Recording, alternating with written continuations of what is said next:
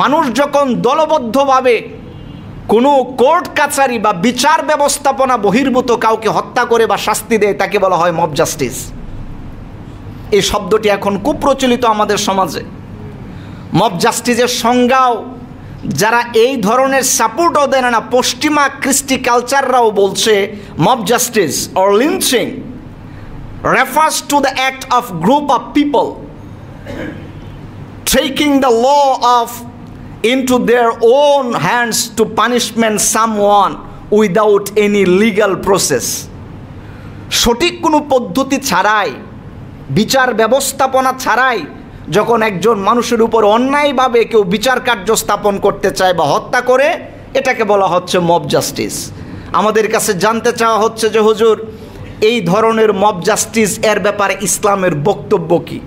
যদি এমন হয় যে যাকে হত্যা করা হচ্ছে আসলে সে অপরাধী, সে কোনো একটা অপরাধ নিশ্চয়ই করেছে, এমনটাও যদি হয়, তাহলেও কি নিজের হাতে এভাবে আইন তুলে নিয়ে কাউকে শাস্তি দেওয়ার বিধান, এ ব্যাপারে ইসলামের বক্তব্য কী?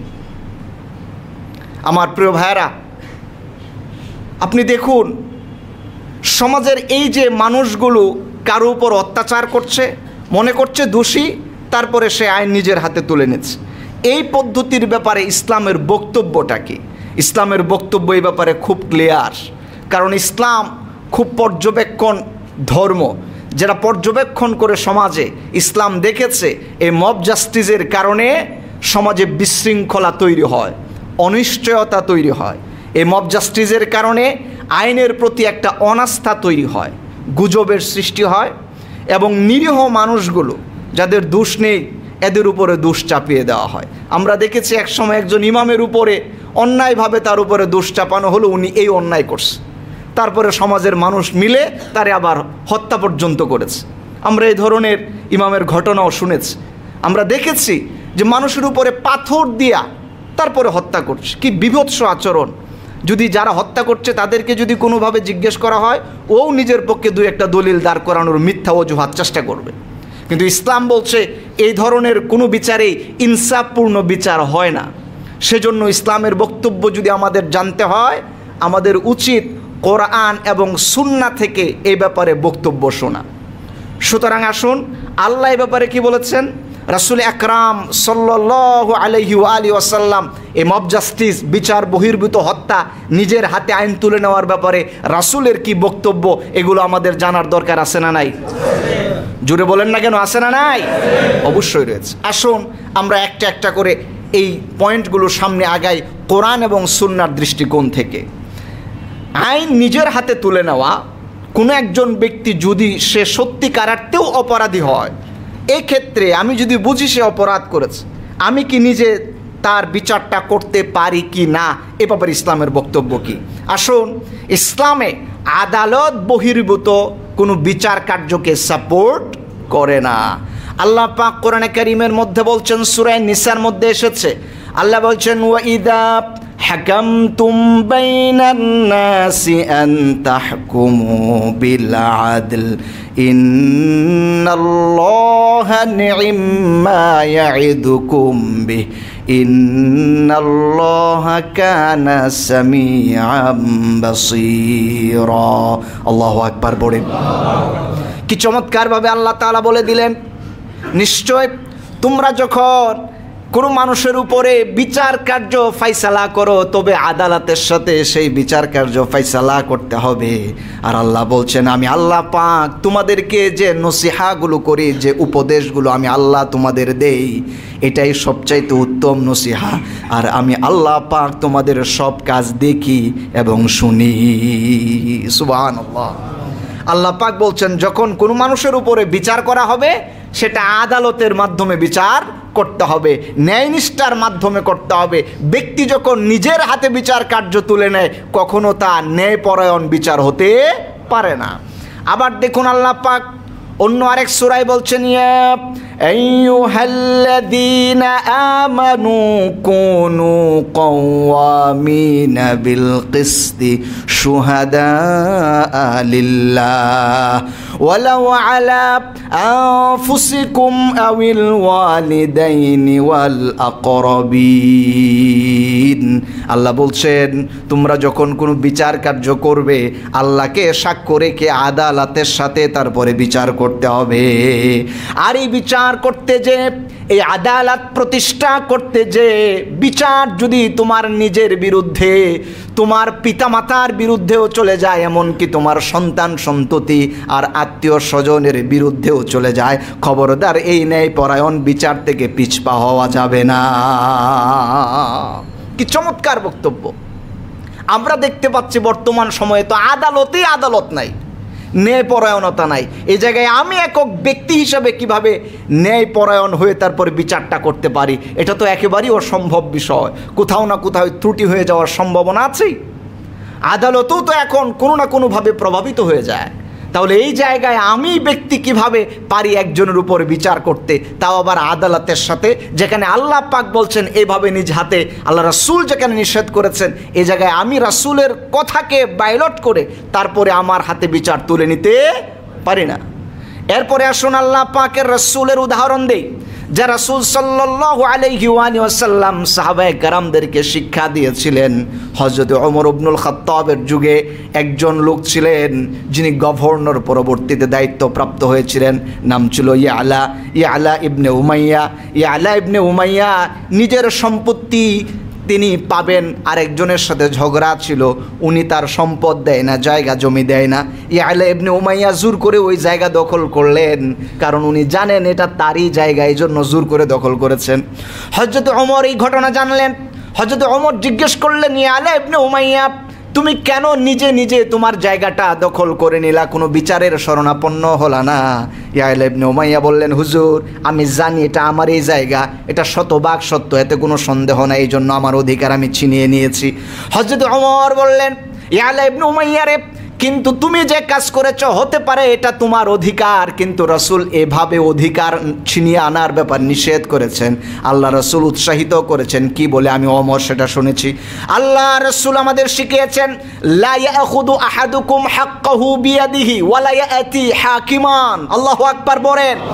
আবু দাউদ শরীফের হাদিস, আল্লাহ রাসূল বলেছেন, হযরত ওমর বললেন, শোনো রে, আল্লাহ রাসূল বলেছেন যদি তোমাদের কারো হক, নিজে তোমার হক তুমি খুঁজে পাও আর তা তুমি আদায় করতে চাও, নিজের হক নিজের হাতে তুমি আদায় করো না, বরং একজন বিচারকের শরণাপন্ন হও। সুবহানাল্লাহ।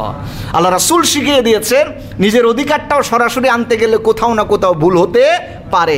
তৃতীয় একজন সালিস মানো, বিচারক মানো, বিচারকের মাধ্যমে তুমি তোমার অধিকারটা আদায় করে নাও। এটার বক্তব্য স্বয়ং রাসূলুল্লাহ সাল্লাল্লাহু আলাইহি সাল্লামের। এজন্য আমরা কখনোই কোনো ব্যক্তির অন্যায়ের উপরে নিজের হাতে আমরা শাসন নিতে পারি না, নিজেরাই দলবদ্ধভাবে কারো উপর আক্রমণ করতে পারি না, এটা ইসলাম শিখায় না। আমার প্রিয় ভাইয়েরা, এমনকি ইসলামের হুদুদ যেটি কিসাস, কিসাসের ক্ষেত্রেও আদালত প্রয়োজন। এজন্য আল্লাহ বলছেন, ওয়ালাকুম ফিল কিসাসি হায়াতুন ইয়া উলিল আলবাব লাআল্লাকুম তাত্তাকুন। আল্লাহ পাক বলছেন, শোনো জ্ঞানীরা, কিসাসের মধ্যে তোমাদের জন্য জীবন রয়েছে, অথচ এই কিসাসটাও আল্লাহর রাসূল সরওয়ারে দু আলম সমাজের ভিতরে নিজেদের অধিকার নিজেদের আদায় করতে রাসূল নিষেধ করেছেন। এই কিসাস নামক বিধানটাও দায়িত্বশীলের মাধ্যমে আদায় করতে হয়। আমার প্রিয় ভাইয়েরা, এভাবে ইসলাম শিক্ষা দিয়েছে। আইন নিজের হাতে তুলে নেওয়াটা কেন হারাম করা হয়েছে? কারণ এই আইন নিজের হাতে তুলে নেওয়ার ভিতরে অনেক সমস্যা থাকে। কেমন? এই ব্যাপারে ইসলামের বক্তব্য কি আসুন শুনুন। কেউ যদি মব জাস্টিস করে, সমাজে এইভাবে নিজের হাতে বিচার তুলে নেয়, তাহলে কি ধরনের সমস্যা হতে পারে? আল্লাহ পাক বলছেন, ওয়ালা তাকফু মা লাইসা লাকা বিহি ইলম ইন্নাস সামআ ওয়াল বাসারা ওয়াল ফুআদা কুল্লু উলাইকা কানা আনহু মাসউলা। আল্লাহ পাক বলছেন, যে বিষয়ে তোমার জ্ঞান নাই সেই বিষয়ে তুমি অগ্রগামী হইও না, অনুসরণ করতে যেও না। কারণ মনে রেখো, দুনিয়ার এই চোখ, দুনিয়ার এই হাত, দুনিয়ার এই মস্তিষ্ক, এমন সব অঙ্গ প্রত্যঙ্গগুলোকে কিয়ামতের দিন আমি আল্লাহ পাক সবগুলোকে জিজ্ঞেস করব। সমাজে আমরা দেখতে পাই কেউ একজন একজনকে মারতেছে, তো রাস্তায় হেঁটে যাচ্ছিল আরেকজন, উনিও যায় দুটা কিল মারে। আরেকজন হাঁটতেছে, উনি যায় আরেকটা লাথি মারে। তো জিজ্ঞেস করা হলো, ভাই আপনি কিল মারছেন কেন? লোকটার কি অপরাধ? জানি না। তো কিল মারলেন কেন? সবাই মারতেছে এই জন্য আমিও দুইটা দিলাম। ভাই আপনি লাথি মারলেন কেন? সবাই লাথি, এই জন্য আমিও দুইটা দিছি। এই যে আমাদের আচরণ, এটা একজন মুসলমানের আচরণ হতে পারে না।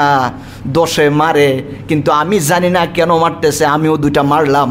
এটা আল্লাহ পাক নিষেধ করেছে, এটা হারাম। এইভাবে করা যাবে না। একজনে একজনে পাথর দিয়ে মারতেছে তো ভালোই লাগতেছে, আরেকজনে যে আরেকটা দিস, আরেকজনের উপরে যে আবার নাচে। এই প্রত্যেকটি বিষয় ইসলামের দৃষ্টিকোণ থেকে হারাম। যারা এই ধরনের কাজগুলো করবে, কিয়ামতের দিন কবিরা গুনার কারণে আল্লাহ পাক যথোপযুক্ত শাস্তি আল্লাহ দিবেন। কারণ আল্লাহ পাক জুলুম করেন না। আল্লাহ পাক কখনো কারো প্রতি সদয় হয়ে পক্ষপাতিত্ব করেন না। আল্লাহ পাক বিচার, সেটা সঠিক জাস্টিস হয়, এটাই রব। আমার প্রিয় ভাইয়ারা, শুধু এই জন্যই নয়, আল্লাহ পাক বলছেন, শোনো, এই ধরনের মব জাস্টিসগুলো কেন হারাম আল্লাহ পাক করলেন? শোনো, আল্লাহ বলছেন, মান কতালা নাফসাম বিগাইরি নাফসিন আও ফাসাদিন ফিল আরদি ফাকান্নামা কতালান নাসা জামিআ। আল্লাহ বলছেন, শোনো, কেউ যদি অন্যায়ভাবে একজন মানুষকে হত্যা করে অথবা ফাসাদ সৃষ্টি করে এই পৃথিবীতে, তাহলে অন্যায়ভাবে একজন মানুষকে যদি কেউ হত্যা করলো, সে একজনকে হত্যা করে নাই, সেজন্য গোটা পৃথিবীর সব মানুষকেই হত্যা করলো। রবের কত বড় কঠিন হুঁশিয়ারি আমাদের জন্য আল্লাহ পাকের পক্ষ থেকে। একজন মানুষকে যদি নির্বিচারে অন্যায়ভাবে হত্যা করা হয়, যারা হত্যা করলো একজনকে হত্যা করে নাই, সেজন্য গোটা পৃথিবীর সব মানুষকে হত্যা করেছে। এটা আপনার আমার বক্তব্য নয়, এটা কার বক্তব্য? মন খুলে বলেন না, কার বক্তব্য? আল্লাহর বক্তব্য। এজন্য ভাইয়েরা খুব সাবধান, খুব সাবধান, কারো উপরে জুলুম করতে যাবেন না। আল্লাহ পাক এই ব্যাপারে কঠিন হুঁশিয়ারি দিয়েছেন। রাসূল আকরাম সাল্লাল্লাহু আলাইহি সাল্লামের শিক্ষা খুব কঠিন। আল্লাহ রাসূলের সাহাবী হযরত ওমর ইবনুল খাত্তাবের একটি ঘটনা শুনলে আপনি বুঝবেন মব জাস্টিস করার পরে বিচার কিভাবে করতে হয়। আমাদের সমাজে কিশোর গ্যাং তৈরি হচ্ছে। ছেলেগুলোর মধ্যে অনেক ভদ্র ছেলে কিন্তু আছে, আলহামদুলিল্লাহ, কিন্তু এই ভদ্র ছেলেগুলো নষ্ট হয়ে যায় খারাপ বদ সঙ্গদোষের কারণে। কিশোর গ্যাংগুলো তৈরি হচ্ছে, আদর্শ অভিভাবক নেই, আদর্শ শিক্ষক নেই, সমাজ ব্যবস্থাপনায় আদর্শ সমাজপতি নেই, যে কারণে ছেলেগুলো দিক বেদিক ছুটে বেড়াচ্ছে। আজকের এই আগামীর ভবিষ্যৎগুলো আজকে পথহারা হয়ে গেছে। তারা মব জাস্টিস করছে, মানুষের উপর খুন খারাপি করছে, কিন্তু জানে না এটার বিচার কেমন। কিন্তু দুর্ভাগ্য, আমাদের সমাজের বিচার ব্যবস্থা এতটাই দুর্বল, সঠিক বিচার আর আদালত কিভাবে প্রতিষ্ঠা করতে হয় আজকে সমাজের বিচার ব্যবস্থা তা জানে না। চোখ কান খোলা রেখে শুনুন, মব জাস্টিস যারা করে তাদের বিচার কিরকম হয় তা সাহাবীদের জীবনী থেকে নেন। হযরত ওমর ইবনুল খাত্তাব রাদিয়াল্লাহু তাআলা আনহুর সময় ইয়ামেনের সানআ শহর ছিল। তৎকালীন ওই শহরটি রাজধানী ছিল, এখনও সেটি রয়েছে। ইয়ামেনের সানআ, আরবিতে এটাকে সানআ বলা হয়। ইয়ামেনের সানআ শহরে একজন মহিলা বসবাস করত, চরিত্র ছিল তার খুব খারাপ। স্বামী মারা গেছে, তার একটা সৎপুত্রও ছিল। এই সৎপুত্রটির নাম হাদিসের ভাষায় এসেছে আসিল। আসিল নামে একটা তার ছেলে ছিল। এই মহিলা ছিল খুব খারাপ চরিত্রের মানুষ, কুকাম করে বেড়াতো, জিনা করতো মানুষের সাথে। তো একদিন জিনা করার ব্যাপারটি এই ছেলে জেনে যায়, আসিল। আমাদের সমাজে ওই ধরনের ঘটনা আমরা দেখি। মায়ের দুষ্কৃতি সাসার দুষ্কৃতি যখন ছেলে অথবা মেয়ে দেখে ফেলে এদেরকে হত্যা করে মসজিদের 2 তলায় নিয়ে রাখা দেয়, আছে না নাই? এমন এক জায়গায় রাখে, মানে সব দোষ নন্দ ঘোষ, মানে হুজুররা কেমনে কালার করা যায়। আর কিছু টিভি চ্যানেলও মাশাআল্লাহ আমাদের দেশে আছে, এগুলো শয়তান সবসময় এদের লেজের মধ্যে কামড় দিয়ে রাখে। কোনো জায়গায় যদি একটু সাদা কাপড়ে ময়লা লাগে ওইটারে দেখার জন্য একদম কোমরে গামছা বেঁধে পড়ে নামে। আর কত জায়গায় যে ময়লা নিয়ে মানুষ কেনাবেচা করতেছে এটা দেখে না, কার জায়গায় একটু পানির পিক লাগছে ওইটা নিয়ে খুব কালারাইজড করে। তো ওই সময়কার সানার ঘটনা আমরা জানি। ওই সময় এই দুষ্ট মহিলা যখন কুকর্মে লিপ্ত ছিল, এই সৎ সন্তান আসিল এটা দেখে ফেলে, তখন এই মহিলা তো বিশাল বিপাকে পড়ে যায়। ও চিন্তা করলো, আমার এই ঘটনা যদি এই ছেলে বলে দেয় আমি তো আর সমাজে মুখ দেখাতে পারবো না, আমার মন্দ কিছু হয়ে যাবে, ইসলামের ব্যবস্থায় তো আমার উপরে রজম কায়েম করা হবে। তৎকালীন তো ইসলামের খেলাফা রয়েছে। তখন এই মহিলা যাদের সাথে তার হট লিঙ্ক ছিল এই দুষ্ট লোকদের সাথে কুপরামর্শ করলো এবং তারা সিদ্ধান্ত নিলেও এই আসিলকে তারা হত্যা করবে। ঠিকই তারা কয়েকজন মিলে এই আসিল নামক যুবকটিকে হত্যা করলো, দূরের একটি কূপের মধ্যে তার লাশ ফেলে দিল। কিন্তু পৃথিবীর সব কিছুর এই বিচার আল্লাহর কাছে আছে না নাই? কূপের মধ্যে ফেলে দিয়েছে এই মহিলা, দুষ্ট মহিলা। কয়েকদিন যায়, লাশ ওই কূপে পচে যায়। মাছিগুলো, পোকামাকড়গুলো এই কূপের আশপাশে ভিড় করে। চলন্ত পথিক এখানে লক্ষ্য করলো ব্যাপার কি, উকি মেরে দেখে লাশ পড়ে আছে। খবর চলে গেল গ্রামে, শহরে যখন খবর চলে গেল মানুষগুলো এসে দেখে যে আসিলকে কয়েকদিন ধরে খুঁজে পাওয়া যাচ্ছে না, তার লাশ। এই খবর চলে গেল ইয়ামেনের গভর্নর, নাম তার হলো ইয়ালা ইবনে উমাইয়া, মুসলিম গভর্নর। ওমর তাকে দায়িত্ব দিয়ে পাঠিয়েছিলেন ইয়ালা ইবনে উমাইয়ার কাছে। খবর গেল যে একজন যুবককে হত্যা করে কূপে ফেলে দিয়েছে। ইয়ালা ইবনে উমাইয়া তার গোয়েন্দা বাহিনীকে দায়িত্ব দিলেন যে আমার এলাকার যুবক, জানলাম না শুনলাম না কে তাকে হত্যা করলো, কে তাকে ফেলে দিল, তোমরা খুব দ্রুত তার খবরগুলো আমার কাছে এনে পৌঁছায় দাও। এটা ছিল ইসলামের ব্যবস্থাপনা। কেউ যদি জুলুমের শিকার হয় রাষ্ট্র স্ব-উদ্যোগে এই মাজলুমের পক্ষে দাঁড়াতে হয়। আর আমাদের দেশের সিস্টেম হইল খুন একটার পর একটা হইতে থাকবে, যতক্ষণ আপনি যে মামলা না করবেন ততক্ষণ কোনো বিচার আর নাই। আর এটা হইতে হইতে এমন হয়েছে ভাইরাল না হইলে আর কোনো বিচারই হয় না।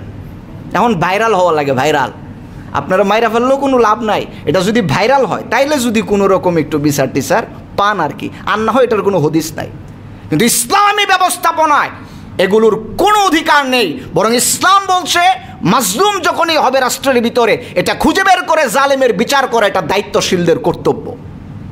সানার গভর্নর ইয়ালা ইবনে উমাইয়া ওনার গোয়েন্দা বাহিনীকে দায়িত্ব দিলেন খুব দ্রুত তার সংবাদ আমার কাছে পৌঁছাও। কয়েকদিনের মধ্যে গোয়েন্দা বাহিনী খবর পৌঁছায় দিল যে হুজুর এটা কারো কোনো কাজ নয়, ওইটার সৎমা যিনি ছিল ওইটা নিজেই তার হত্যাকাণ্ড ঘটিয়েছে।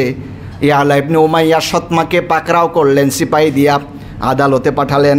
যখন আদালতে গেল, যারা যখন চলতে থাকলো, গোয়েন্দা বাহিনীর তৎপরতায় খবর এলো একজন আর দুইজন নয়, এক যুবককে 7 জন মিলে তারা হত্যা করেছে। কয়জন মিলে হত্যা করলো? 7 জন, এর মধ্যে মহিলাও একজন। বিচারক এবার টেনশনে পড়ে গেল যে বিচার করবো কেমনে, মারছে একজনকে মিলে মারছে 7 জনে। এখন আমি কার উপরে হদ কায়েম করব, কাকে আমি এই জায়গায় ফাঁসি দিব, কার উপরে হদ কায়েম করা হবে? উনি টেনশনে পড়ে গেলেন। খবর পাঠালেন সানার কাছে, গভর্নরের কাছে। গভর্নর বললেন যে আমিও তো চিন্তায় পড়ে গেলাম, মহিলা সুদ্ধা কিভাবে আমি বিচারটা করব, দাঁড়াও এই বিচার কিভাবে হলে ভালো হবে এটা বুঝবেন নবীর সাহাবারা। এজন্য হযরত ওমরের শরণাপন্ন হয়েছেন। আল্লাহু আকবার বলে হযরত ওমর ইবনুল খাত্তাবের কাছে চিঠি চলে এলো, ইয়া আমিরুল মুমিনিন, ওগো আল্লাহর নবীর সাহাবী, আমার ইয়ামেনের সানা শহরে একজন দুষ্কৃতী মহিলা তার সন্তানকে হত্যা করেছে 7 জনে মিলে। এখন আমরা বিচার করব কি করে? আমরা কি শুধুমাত্র যে কোনো একজনের উপরে হদ কায়েম করব না কি করব আমরা বুঝতে পারতেছি না, আপনি একটু জবাব দিয়ে দেন। হযরত ওমর এই চিঠি পাওয়ার পরে চিঠির উল্টো জবাব দিলেন। হযরত ওমর ইয়ালা ইবনে উমাইয়াকে বললেন, ও সনআর গভর্নর ইয়ালা ইবনে উমাইয়া, তুমি শুনে রাখো, তুমি আমার কাছে জানতে চেয়েছো যে একজনকে হত্যা করেছে 7 জন মিলে, তো আমরা হদ কেমনে কায়েম করব? বুঝতে পারতেছো না তোমরা? স্পষ্ট ঘোষণা হলো, আমরা যেভাবে রাসূল থেকে দিন শিখেছি, ওয়ালাউ তামাআলা আলাইহি আহলুস সনআ লাকাতালতুহুম, যদি এই হত্যাকাণ্ডের পিছনে সনআ শহরের সব মানুষ মিলেও যদি এই যুবককে হত্যা করত, আমি ওমর সনআর সব মানুষকে হত্যা করে তার কিসাস নিতাম। আল্লাহু আকবার পড়ে আর চিল্লায়া বলেন আল্লাহু আকবার।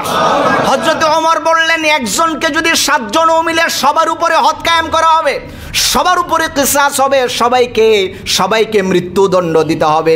শুধুমাত্র 7 জন নয়, সনআর সব মানুষ মিলেও যদি এই যুবককে মারত, আমি ওমরও সবাইকেই হত্যা করে তারপরে কিসাস নিতাম। কি কঠিন ছিল ইসলামী খেলাফতের এই বিচার ব্যবস্থাপনা। আমার প্রিয় ভাইয়েরা, এইভাবে মব জাস্টিসের বিচার করতে হয়। মব জাস্টিসের বিচার কিভাবে করা লাগে তা সাহাবায়ে কেরামদের কাছ থেকে শিখুন। আজকে একজনকে 50 জন মিলে হত্যা করে, 2 জনকে গ্রেপ্তার করে, 3 দিন পরে সুপারিশে তার মাধ্যমে আবার ছাড়াও পাওয়া যায়। এগুলো ইসলামী বিচার ব্যবস্থাপনা হতে পারে না। আমার প্রিয় ভাইয়েরা, ইসলামী বিচার ব্যবস্থাপনা এটা খুবই চমৎকার, এবং এখানে কখনোই একজন মাজলুমকে বঞ্চিত করা হয় না। কিন্তু দেখুন, আজকে আমাদের সমাজের বিচার ব্যবস্থা হয় এমন, বিচার কার্যে ওই যে বললাম না, ভাইরাল না হলে বিচার পাওয়া যায় না। তারপরে হলো 10 জন মিলে অন্যায় করলে শাস্তি হয় একজনের, আরও যদি 2-1 জন ধরে, এর মধ্যে 5টা হলো নির্দোষ। এমন কাউরে ধরে নিয়ে আসছে যেটা আসলে জানেই না, আর না হয় ওর চাকরি যায়, যে কোনো একটারে তো ধরে আনা লাগবে। এই হলো আমাদের সিস্টেম, কিন্তু এইটাই মূলত সিস্টেম নয়। আমার প্রিয় ভাইয়েরা, এর মধ্যেও যে কয়েকজনকে আনে, হেলো পাইলে পড়ে ফোনে যদি কোনো সুপারিশ পায়, তাও এটা আবার মাফ। 7 খুন তো ওই জায়গায় মাফ হয়ে যায়। কিন্তু ইসলামী বিচার ব্যবস্থায় হদের ক্ষেত্রে কোনো টেলিফোন চলে, কোনো সুপারিশ চলে, এটা রাসূল শিখিয়েছেন। তোমরা মব জাস্টিস করবা, আর বড় বড় এই যারা সন্ত্রাস পালে এদেরকে নেতা বানাইবা, আর এরা বিচারকদের কাছে হেলো বলবে, পুলিশের কাছে হেলো বলবে, আর তারপরে তোমাকে ছেড়ে দিবে। এই ধরনের সুপারিশ ইসলামের বিচার ব্যবস্থায় কখনো হতে পারে না। উদাহরণ স্বয়ং রাসূলুল্লাহ সাল্লাল্লাহু আলাইহি সাল্লাম। আসুন, আমার রাসূলের বিচার ব্যবস্থাপনা কেমন ছিল এর একটি উদাহরণ শুনি। সেই উদাহরণটা আমরা বুখারী শরীফ থেকে শুনছি। আল্লাহ রাসূল সাল্লাল্লাহু আলাইহি সাল্লাম নিজে ইরশাদ করেছেন, ফামা বালাগানি মিন হাদ্দিন ফাকাদ ওয়াজাবা, যদি আমি রাসূলের কাছে কোনো বিচার চলে আসে, তাহলে এই বিচার সঠিকভাবে করা এটা আমি রাসূলের উপরে ওয়াজিব হয়ে যায়। এবার চিন্তা করে দেখুন, যিনি এই ধরনের কথা বলেন তার কাছে কখনোই বিচারে হেরফের হতে পারে না। রাসূল বলেছেন, ফামা বালাগানি মিন হাদ্দিন ফাকাদ ওয়াজাবা, আমার কাছে কোনো বিচার আসলে পরে এর হদ কায়েম করা আল্লাহর বিধান অনুযায়ী তা আমার উপর ওয়াজিব হয়ে যায়। ঠিকই আল্লাহ রাসূল সাল্লাল্লাহু আলাইহি সাল্লামের সময় যখন আয়াত নাজিল হয়েছে কোরআনের, আল্লাহ পাক বলেছেন যে আস-সারিকু ওয়াস-সারিকাতু ফাকতাউ আইদিয়াহুমা, চোর এবং চোরনি যারা চুরি করে এদের চুরির শাস্তি হলো হাত কেটে দিতে হবে। এই আয়াত নাজিল হয়েছে, এই বিধানও চালু হয়েছে কিছুদিন পরে। কোরাইশ বংশ মক্কার সবচাইতে প্রসিদ্ধ এবং স্বনামধন্য এক বংশ কোরাইশ, রাসূল এই বংশের। সেই কোরাইশ বংশের একজন মহিলা, নাম তার মাখজুমি। এই মাখজুমি চুরি করে বসছে, ধরাও পড়েছে। এখন কুরাইশ বংশের নেতারা তো মাথা গরম হয়ে গেছে যে আমাদের বংশের এই মহিলা চুরি করছে, কিন্তু এর বিচার যদি করতে যায় তাহলে তো আমাদের কান কাটা যায়। কারণ এটার মতো অসম্মান আমাদের আর নাই যে কুরাইশ বংশের মহিলা হইয়াও চুরি করলো আর তার বিচারও হয়েছে, আমরা ঠেকাইতে পারলাম না। এটা তো বড় কঠিন ব্যাপার। কুরাইশের নেতারা চিন্তা করলো যে এই বিচার বন্ধ হওয়া দরকার। হেলো বলা শুরু করছে, টেলিফোন, ইন্সপেক্টরের কাছে, আদালতের কাছে ওরা সুপারিশ করা শুরু করেছে। তো এখন তারা চিন্তা করলো যে বিচার যদি রাসূলুল্লাহর দরবারে চলে যায় তাহলে তো এখানে আমরা হাত দিতে পারবো না। তবে একটা কাজ করা যায়, আমরা একটু সুপারিশ করার জন্য এমন একজন লোককে নবীর কাছে পাঠাবো যাকে দেখলে পরে নবীর মনটা নরম হয়ে যাবে আর এই বিচারটা রাসূল করবেন না। কুরাইশরা তখন চিন্তা করল, আল্লাহ রাসূল কাকে বেশি ভালোবাসে, রাসূল যাকে বেশি মোহাব্বত করে, যার চেহারা দেখলে পরে রাসূলের মন নরম হয়ে যাবে, এমন একজনকে রাসূলের দরবারে পাঠান লাগবে যেন মাখজুমের হাত না কাটে। এমনি একজন মহিলা মানুষ, তাও আবার কুরাইশ বংশের, যে কোনো মূল্যে এই বিচার ঠেকাতে হবে। তখন সবাই মিলে চিন্তা করলো কাকে পাঠানো যায়, কাকে পাঠানো যায়। তখন সবাই বলল রাসূল একজনকে বড় মোহাব্বত করে, তার নাম হলো উসামা ইবনে যায়েদ। আল্লাহর রাসূল তাকে বড় ভালোবাসে, তাকে দিয়া যদি একটু সুপারিশ করান যায়। সবাই গেল উসামা ইবনে যায়েদের কাছে। ওসামা রে, তোমাকে তো রাসূল বড় ভালোবাসে, তুমি আজকে রাসূলুল্লাহর দরবারে যাবা। আর রাসূলের কাছে যে বিচার চলে গেছে, মাখজুমের হাত কেটে দেওয়ার জন্য রাসূল নির্দেশ দিয়েছেন, এজন্য তুমি একটু রাসূলকে সুপারিশ করে বলবা যেন এই এত সুন্দর এত নামি দামি একটা বংশের মহিলা যেহেতু চুরি করেই ফেলছে, আর করবে না, একটু দয়া করে রাসূলকে সুপারিশ করে যেন রাসূল এই বিচার না করে। হযরত উসামা চলে এলো রাসূলুল্লাহর দরবারে। আল্লাহ রাসূল সাল্লাল্লাহু আলাইহি সাল্লামের কাছে সালাম বললেন, রাসূল সালামের জবাব দিলেন। হযরত উসামাকে রাসূল জিজ্ঞেস করলেন, উসামা রে তুমি কেন এসেছো? রাসূল মুচকি হেসে জিজ্ঞেস করলেন, কারণ রাসূল সব সময় মুচকি হাসতেন। হযরত উসামা বললেন, ইয়া রাসূলুল্লাহ, একটা সুপারিশ নিয়ে আপনার দরবারে এসেছি। আল্লাহর নবীজি মুচকি হাসলেন আর বললেন, উসামা রে কিসের সুপারিশ তুমি একটু বলো। হযরত উসামা বললেন, ইয়া রাসূলুল্লাহ, মাখজুমে যে হত্যা করলো, এই যে চুরি করলো, বিচার আপনার কাছে এসেছে, আপনি বলেছেন হাত কেটে দিতে হবে। ইয়া রাসূলুল্লাহ, আপনার দরবারে আমার একটা সুপারিশ, যেহেতু এটা উঁচু বংশের একজন মহিলা, একটু দয়া করে যদি এই বিচারটা আপনি রহিত করতেন, এবারের মতো মাফ করে দেন। হাদিসে এসেছে রাসূল সাল্লাল্লাহু আলাইহি সাল্লাম এই কথা শোনার পরে রাসূলের চেহারা গরমাক্ত হয়ে গেল, চেহারা মলিন হয়ে গেছে। আর রাসূল বললেন, আতাশফাউ ফি হাদ্দিম মিন হুদুদিল্লাহি ইয়া উসামা, ওরে উসামা, তুমি আমার কাছে শাফাত করছো, সুপারিশ করছো এমন এক জায়গায় যেখানে আল্লাহ পাক আমাকে অর্ডার করেছেন, আল্লাহর অর্ডার হুদুদের ব্যাপারে তুমি সুপারিশ করতে এসেছো। উসামারে তুমি জেনে রাখো, লাউ আন্না ফাতেমাতা বিনত মুহাম্মাদিন লাসারাকাত লাকাতাতু ইয়াদাহা, তুমি শুনে রাখো উসামা, এই চুরি যদি আমি রাসূলুল্লাহ মুহাম্মদের মেয়ে ফাতেমাও যদি এই চুরি করত, আমি রাসূলুল্লাহ নিজে আমার মেয়ের হাত কেটে দিতাম। আল্লাহু আকবার বলে। আল্লাহ রাসূল সাল্লাল্লাহু আলাইহি সাল্লাম বলেছেন, আমার কলিজার টুকরা ফাতেমাও যদি এটা করত, আমি রাসূলুল্লাহ নিজ হাতে তার হাত কেটে দিতাম। সেই জায়গায় তুমি এসেছো আরেকজনের ব্যাপারে সুপারিশ করতে, এটা কখনো আমি বরদাস্ত করতে পারি না। আল্লাহু আকবার। আল্লাহ রাসূল সাল্লাল্লাহু আলাইহি সাল্লামের এই বক্তব্য বুখারীতে এখনো কোট করা আছে, আপনারা পড়তে পারেন। এটা ইতিহাস স্বর্ণাক্ষরে লিপিবদ্ধ করে রেখেছে। কিয়ামত পর্যন্ত সব বিচারকদের উচিত এটা ভালো করে পড়া আর আত্মস্থ করে বিশ্বাস করে তারপরে বিচার কার্য বাস্তবায়ন করা। এটা ইসলামের বিচার ব্যবস্থা। আমার প্রিয় ভাইয়েরা, আজকে এই ধরনের বিচার নাই বিধায় রঙে রঙে সিগারেট টানতে টানতে হত্যা করো। আর যদি কিসাস থাকতো, কলিজা কেঁপে উঠতো একজনের গায়ে হাত দেওয়ার আগে। কথা বলেন ঠিক কিনা? এটা হতে পারতো না। ইসলামের বিচার ব্যবস্থাপনা খুব কঠিন, খুব সুন্দর, খুব সামাজিক, খুব নৈতিক। এই জন্য আমাদের জানা দরকার আসলে বিশাল। সময় তো খুব কম, বলতে পারি না সব কথা। আমার ভাইয়েরা, ইসলামের বিচারের বিধান যদি আপনি শোনেন, আপনি আশ্চর্য হয়ে যাবেন, এত চমৎকার, এত সুন্দর। ইসলামের বিচার ব্যবস্থা 3 মূলনীতিতে হয়। আল্লাহু আকবার বলেন। এটাও জানা দরকার। এতক্ষণ তো খালি শাস্তির কথা শুনলাম, কিন্তু শাস্তি কেমনে অ্যাপ্লাই করতে হয়, শাস্তির ফ্রেমটা কি, এটা কিন্তু আমরা জানি না আসলে। ইসলামের শাস্তির ফ্রেম 3 ধরনের। কয় ধরনের? 3 ধরনের। ইসলামে যে শাস্তি অ্যাপ্লাই করতে হয় তার মূলনীতি 3টা। এর এক, কিছু কিছু শাস্তির বিধান স্বয়ং আল্লাহ এবং তার রাসূল দিয়েছেন। পৃথিবীর কোনো শাসক, কোনো নেতা, কোনো খেতা এই শাসন ব্যবস্থায়, এই বিচার কার্যের ভিতরে হাত দিতে পারে না। পৃথিবী উল্টে গেল, বিচার এটাই হবে। এটা হচ্ছে ইসলামের 1 নম্বর ফ্রেম। মূলনীতির বিচার ব্যবস্থার 1 নম্বর মূলনীতি হচ্ছে এমন বিচার যা আল্লাহ রাসূল বলে দিয়েছেন আর আল্লাহ বলে দিয়েছেন, এই বিচারে কোনো নেতা খেতা, কোনো শাসক হাত দিতে পারবে না। এটা রাসূল যা বলেছেন তাই হবে। যদি এতে পৃথিবী উল্টেও যায়, বিচার এটাই হবে। 1।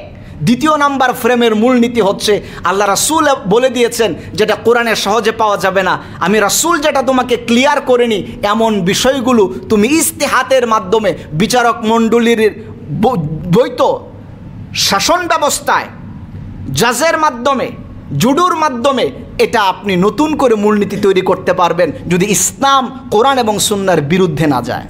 মানে বিচারকের হাতেও কিছু বিচার রাসূল রেখে দিয়েছেন। 2। 3 নাম্বার ফ্রেম হলো আল্লাহ এবং রাসূল বিধান দিয়েছেন, তবে এই বিধান নিজেরটা নিজে বাস্তবায়ন করতে হয়। যিনি অপরাধী উনি নিজেই নিজের শাস্তি দিবেন, আর কেউ এসে দিয়ে যাবে না। আল্লাহু আকবার বলেন না? কি চমৎকার মূলনীতিগুলো! আপনি যদি আমি একটা একটা করে একটু সংক্ষেপে বলে দেই, আপনারা কি বিরক্ত হচ্ছেন? বেশি কষ্ট হবে? একটু সংক্ষেপে বলে দিই 3টা শুধু, হ্যাঁ? আচ্ছা, একটু ধৈর্য ধারণ করে শুনেন। আমার প্রিয় ভাইয়েরা, ইসলামের এই ফ্রেমটা দেখেন কত চমৎকার।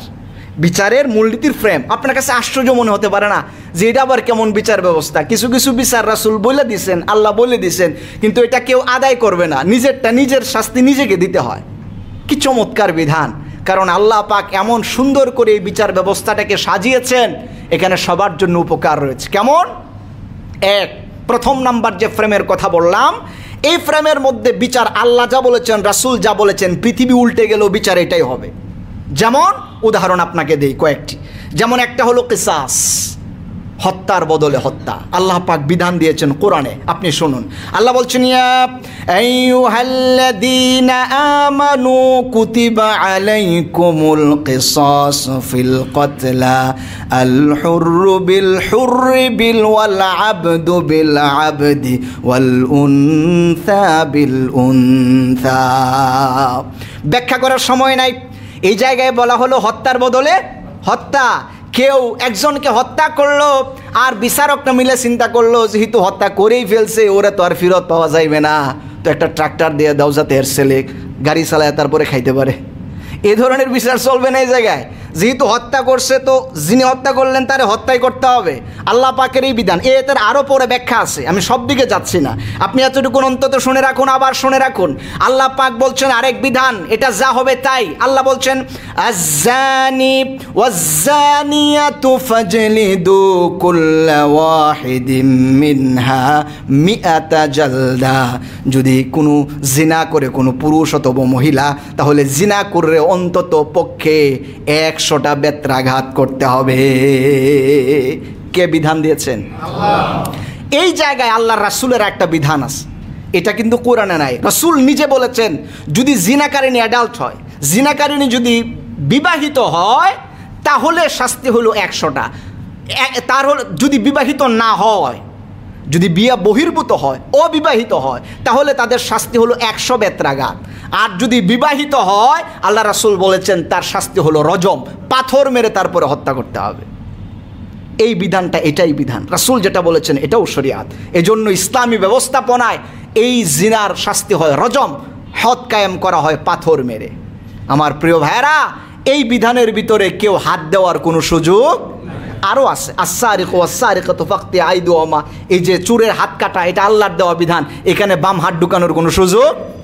আল্লাহ রাসূল সাল্লাল্লাহু আলাইহি সাল্লামের বিধান, আল্লাহ তাআলার বিধান দেওয়া আছে এই পৃথিবীর ভেতরে চোরের হাত কাটবে। হ্যাঁ, এটার যে বিধানটা, প্রত্যেকটা ডাকাতের কি শাস্তি হবে, কেউ উপর কেউ যদি অন্যায়ভাবে এই কাজগুলো করে কি শাস্তি হবে, এর বিধানগুলো আল্লাহ যা কোরআনে বলেছেন, রাসূল যা হাদিসে বলেছেন, এটাই যখন সামনে চলে আসবে, এতে কোনো ধরনের হেরফের পড়া কারো পক্ষে সম্ভব না। এটা গেল কয়েকটা উদাহরণ আপনাকে আমি দিলাম। সেটার ফ্রেম নাম্বার 1, যেখানে কোনো ধরনের বিধানে নড়চড় করা সম্ভব না। 2 নাম্বার ফ্রেম, সেটা হচ্ছে কিছু কিছু বিষয় বিচারকের মাথায় দিয়ে দেওয়া হয়। আল্লাহ রাসূল বলেছেন, ইনস্ট্যান্ট যুগের সাথে তাল মিলিয়ে এমন নতুন নতুন অপরাধ কেউ করতে পারে, যেটা আকারে ছোট হতে পারে বা ভিন্ন ধর্মের হতে পারে। ছোট শাস্তিগুলো যা আমি রাসূলুল্লাহ তোমাদেরকে বলে দেই নাই, সেই জায়গায় একজন আদেল ন্যায়পরায়ণ বিচারক যদি নিজে থেকে কোনো শাস্তি নির্ধারণ করে, সেটাও জায়েজ আছে। প্রমাণ আল্লাহ রাসূল সাল্লাল্লাহু আলাইহি সাল্লামের যুগে, আপনাকে হাদিস বলছি, মুসলিম শরীফের হাদিস। আল্লাহ রাসূল সাল্লাল্লাহু আলাইহি সাল্লামের যুগে মুআজ ইবনে জাবাল নামে একজন সাহাবী ছিলেন। মুআজ ইবনে জাবালকে রাসূল ইয়ামেনে পাঠিয়েছিলেন বিচারক হিসাবে নবীর যুগে। হযরত মুআজ ইবনে জাবাল ইয়ামেনের বিচারক হিসাবে যাচ্ছেন।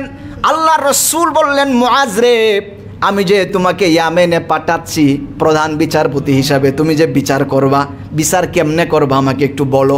রাসূল আগে ইন্টারভিউ নিচ্ছেন, বিচারক নিয়োগ করবেন তো ইন্টারভিউ লাগবে না? রাসূল নিজে ইন্টারভিউ নিয়ে বলছেন, মুআজ রে, তোমাকে যে আমি ইয়ামেনের প্রধান বিচারপতি বানালাম, বলো বিচার তুমি কেমনে করবা। হযরত মুআজ বললেন, ইয়া রাসূলুল্লাহি বিকিতাবিল্লাহি, ইয়া রাসূলুল্লাহ, ইয়া রাসূলুল্লাহ, আপনি আমাকে বিচারক বানালেন, আমি যখন ইয়ামেনে যাব, কোনো বিচার যখন আমার সামনে আসবে, সর্বপ্রথম সব বিচার আমি করব আল্লাহর কোরআন দিয়া। আল্লাহু আকবার পড়ে কোরআন দিয়া বিচার হবে। কি দিয়া? কোরআন দিয়া বিচার হবে। আল্লাহ রাসূল বলছেন, যদি কোরআনে সরাসরি তুমি খুঁজে না পাও তাহলে বিচার করবা কেমনে? সাহাবী সরল ভাষায় জবাব দিলেন, ইয়া রাসূলুল্লাহি বিসুন্নাতিকুম, ইয়া রাসূলুল্লাহ, আপনি যে আমাদের সুন্নাত দিয়েছেন, হাদিস দিয়েছেন, আপনার হাদিস দিয়ে আমি সেই জায়গায় বিচার করব। রাসূল খুশি হয়ে গেলেন। রাসূল বললেন, মুআজ্জিব, আমি রাসূল যা বললাম ওই কথাও যদি তুমি খুঁজে না পাও তখন তুমি কেমনে বিচার করবা? তখন বললেন, আজতাহিদু বিরাই ইয়া রাসূলুল্লাহ, আপনার শেখানো কোরআন আমরা শিখেছি, আপনার কাছ থেকে আইডল আমরা শিখেছি, এই দুয়ের সামঞ্জস্য করে আমি নিজে ইজতিহাদ করে তারপরে বিচার করব। আল্লাহ রাসূল খুশি হয়ে বললেন, আমি রাসূল যেমন আল্লাহর পক্ষ থেকে যোগ্য হিসাবে এসেছি, আমি যাকে পাঠিয়েছি তিনিও যোগ্য। আল্লাহু আকবার। আল্লাহ রাসূল নিজে সার্টিফিকেট দিলেন প্রধান বিচারপতির, যে তুমি যোগ্য প্রধান বিচারপতি। এভাবেই বিচার করতে হয়। আল্লাহু আকবার পরে। এটা হচ্ছে ফ্রেম নাম্বার 2। 3 নাম্বারটা বলে আমি শেষ করছি, সময় 2-1 মিনিট একটু বেশি যাচ্ছে, অনুগ্রহ করে মাফ করবেন আমার প্রিয় ভাইয়েরা। 3 নাম্বার ইসলামের ফ্রেম হচ্ছে বিচার আল্লাহই বলে দিবেন, রাসূলই বলে দিবেন, তবে কেউ আদায় করতে আসবে না, নিজের বিচার নিজেরই করতে হবে। এটাও ইসলামের বিধান আছে। ইসলামের বিচার ব্যবস্থায় কি মজার এক বিচার ব্যবস্থা দেখেন। এই বিচারে শিখায় যে নিজের বিচার নিজে করা মানেই আমি যে সর্বদাই অন্যায়ের সামনে, আমি যে সর্বদাই কোনো অন্যায় করলে পরে বিচার আমার হতেই হবে, এটা যে আমি মাথা পেতে নিয়েছি, এটা বোঝা যায় এই 3 নাম্বার ফ্রেমের মাধ্যমে। আল্লাহ পাক প্র্যাকটিস করিয়ে দিয়েছেন, রাসূল প্র্যাকটিস করিয়ে দিয়েছেন। কিছু বিচার আছে এমন আল্লাহ বলে দিয়েছেন, কিন্তু কোনো বিচারক এসে, কোনো জজ ম্যাজিস্ট্রেট এসে আপনার এই বিচার কার্য করার কোনো পদ্ধতি দেখায় দিবে না, নিজেরটা নিজে করতে হবে। কেমন? যেমন 1 নম্বর বিচার দেখুন, কেউ যদি, আমি উদাহরণ দিচ্ছি, অনেক উদাহরণ আছে, আমি 2-1টা উদাহরণ দিচ্ছি। রোজা কেউ যদি ইচ্ছা করে ছেড়ে দেয়, একটা রোজার বিনিময়ে বা সিলসিলা 60টা রোজা রাখা লাগে, বিধান কার? কেউ কিন্তু ইসলামী শরিয়াতে কোনো ম্যাজিস্ট্রেট, কোনো পুলিশ আপনার পিছনে লাগায় দেওয়া হবে না 60টা রোজা রাখছো কিনা, নিজেরটা নিজেরই রাখতে হবে। শাস্তির বিধান দিছেন কে? আর আমি নিজে এটা পালন করব, আমার পিছনে কোনো ফোর্স দেওয়া হবে? আল্লাহু আকবার বলবেন না? আর মন খুলে বলেন না আল্লাহু আকবার। ইসলামটা কত সুন্দর দেখছেন, কত চমৎকার দেখছেন, মানে শিখায়, প্র্যাকটিস করাচ্ছে অপরাধ বোধ। নিজের মধ্যে অপরাধ করছো তো, এই অপরাধ বোধ কতটুকু আছে এটা নিজে নিজে যা প্র্যাকটিস করো, কেউ এসে দেখা দিবে না। এ তো একটা উদাহরণ দিলাম, আরও আছে। আপনি ধরুন হজের মধ্যে আপনি গেছেন, যাইয়া ভুল করছেন, তখন দম দেওয়ার বিধানও তো আল্লাহ দিছেন, কিন্তু কেউ এসে আপনাকে ফোর্স করবে না, দম দিলা না কেন, নিজেরটা নিজের দিতে হবে। টাকা খরচ হবে কিন্তু আপনার শাস্তি আপনাকেই নিতে হবে। আরও উদাহরণ আছে, কেউ যদি শপথ করে, ইসলামের পরিভাষায় শপথ যদি কেউ ভঙ্গ করে, এটাও বড় ধরনের গুনাহ। আল্লাহ রাসূল বলেছেন, কেউ যদি শপথ ভঙ্গ করে, শপথ ভঙ্গ করার শাস্তি হচ্ছে 10 জন মিসকিনকে পেট ভরে খাওয়াতে হবে। মোটামুটি একজনটা খাওয়ালে তো 500-1000 টাকা খরচ হয়, তো এরকম 500-1000 টাকা 10 জনটা খাওয়ালে তো আপনার 5000-10,000 টাকা খরচ হবে। কিন্তু এইটা আবার কোনো ফোর্স আইসা, কোনো পুলিশ আইসা আপনাকে ইনভেস্টিগেশন করবে না যেটা করছো কিনা, নিজেরটা নিজের করতে হবে। আল্লাহ রাসূল বলেছেন, এটা যদি কেউ না পারে তাহলে 10 জন গরিব মানুষকে কাপড় দিতে হবে, সে পড়তে পারে এরকম কাপড়। এটাও যদি কেউ দিতে ব্যর্থ হয়, সমান সমান 3টা রোজা রাখতে হবে। দেখছেন কি চমৎকার। এমনও তো হইতে পারে শপথ একটা কইরে বসে, কিন্তু গরিব মানুষ, এখন টাকা পয়সা দেওয়ার নাই, তো এটার জন্য আল্লাহ রাসূল বিধানও রেখেছেন, রোজা রাখলেও চলবে। এটাও একটা শাস্তি। আমার প্রিয় ভাইয়ারা, কেন? অন্য হাদিসে আপনাকে শোনাচ্ছি, বুখারীর হাদিস। আল্লাহ রাসূল সাল্লাল্লাহু আলাইহি সাল্লাম বলেছেন, সালাতুন লা ইউকাল্লিমুহুমুল্লাহু ইয়াওমাল কিয়ামা, কিয়ামতের দিন 3 শ্রেণীর মানুষের সাথে আল্লাহ পাক কথাই বলবেন না, ফিরে তাকাবেন না। এর মধ্যে একজন হচ্ছে মিথ্যা শপথ করে, যারা কেনা বেচা করে, যারা শপথকে মিথ্যায় পর্যবেসিত করে, এদের সাথে কিয়ামতের দিন আল্লাহ কোনো কথা বলবেন না। এই যে শাস্তি, এই শাস্তি থেকে বাঁচার জন্য দুনিয়াতে এই শাস্তি নিয়ে নিতে হয়, কিন্তু এই শাস্তি বাস্তবায়ন করার জন্য কোনো ফোর্স সরকার আপনার পিছনে লাগাবে না, নিজেরটা নিজে আদায় করতে হবে। এটাও ইসলামের শাস্তির একটা ফ্রেম। কি চমৎকার ইসলামের বিচার ব্যবস্থা আমার ভাইয়েরা, এটাই ইসলামের সৌন্দর্য। আজকে ইসলামের এই বিচার ব্যবস্থা না থাকার কারণে সমাজে এই সমস্যাগুলো তৈরি হচ্ছে। এই জন্য আমি উদাত্ত আহ্বান জানাবো যুবক ভাইদের প্রতি, তোমরা ইসলামকে ভালো করে স্টাডি করো, ইসলামকে পড়ো। আল্লাহ রাসূলের প্রতি ভালোবাসা রাখো, রাসূলের পথ যেভাবে দেখিয়েছেন ওটা অনুসরণ করো, দেখবা কোনো অন্যায়ের কাছে তোমাকে আর যাওয়া লাগবে না, কোনো অন্যায়ের সাথে নিজের গা আর মিশাতে হবে না। সব জায়গা থেকে বাঁচায়া দিবেন কে? মন খুলে বলেন, বাঁচায়া দিবেন কে? আল্লাহ পাক আমাদেরকে এটা বুঝার তৌফিক দান করুন। যেথায় যেখানে অন্যায়ভাবে মানুষকে যারা হত্যা করছে, আল্লাহ পাক তাদের প্রত্যেককে উপযুক্ত শাস্তি এই দুনিয়াতে বাস্তবায়ন করুন। আমরা পড়ি আমিন। এটা আমরা দেখতে চাই। এজন্য আমি সর্বশেষ যারা সমাজের দায়িত্বশীল, রাষ্ট্রের দায়িত্বশীল, তাদেরকে একটা কথা বলতে চাই। আপনাদের মধ্যে একটা টেন্ডেন্সি তৈরি হয়েছে, ভাইরাল না হলে বিচার করেন না। এই টেন্ডেন্সি বাদ দেন, বরং খুঁজে খুঁজে বার করুন কোথায় কে মাজলুম হয়েছে, তার বিচার আপনারা সউদ্যোগে করুন। 1, 2 নাম্বার হচ্ছে আমরা শুধু ফেসবুকে, ইউটিউবে, মোবাইলে যে ঘটনাগুলো অন্যায় হয় এগুলো শুধু দেখি। কারো উপরে পাথর দিয়ে কেউ মারতেছে, এই বিভৎস ভিডিওগুলো আমরা দেখি দলবদ্ধভাবে রাস্তায় সবার জনসম্মুখে পাড়িয়ে তিতলিয়ে দিচ্ছে মানুষকে, এটা আমরা দেখি। আমরা কেন দেখলাম না এই অপরাধীদের বিচার আপনারা কিভাবে করছেন, এটা আমরা কেন দেখলাম না? এটাও আমাদের দেখাতে হবে।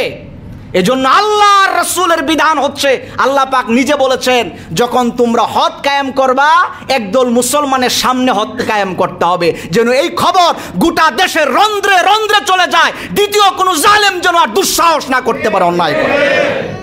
এজন্য আমার প্রিয় ভাইয়েরা, দায়িত্বশীলদের কাছে আমাদের উদাত্ত আহ্বান, আমরা বিভৎস ভিডিওগুলো যেমন দেখি, এই পাপীদের শাস্তি আপনারা কেমনে দিলেন এই ভিডিও আমাদের সামনে দিবেন। আমরা এগুলো দেখতে চাই, তাহলে সমাজ সচেতন হবে, সমাজের ভিতরে অন্যায়ের প্রবণতা কমে যাবে। এই মাত্র দুটি আপনাদের কাছে আবেদন রেখে আজকে আলোচনা আমরা এখানে শেষ করছি। আবার সর্বশেষ আমি আবার আপামর জনতার কাছে আহ্বান জানাচ্ছি, আপনারা সবাই ইসলামকে স্টাডি করুন, দেখবেন ইসলামই আপনাকে বলে দিবে কোন জায়গায় যাওয়া যাবে, কোন জায়গায় যাওয়া যাবে না, কোন জায়গায় হাত দেওয়া যাবে, কোন জায়গায় হাত দেওয়া যাবে না, কোন জায়গায় কি অন্যায় হচ্ছে আপনার কাছে সুস্পষ্ট হয়ে যাবে। আল্লাহ পাক আমাদের সবাইকে ইসলামকে ফলো করার তৌফিক দান করুন। আমরা বলি আমিন। ওয়া আখিরু দাওয়ানা আনিল হামদুলিল্লাহি রাব্বিল আলামিন।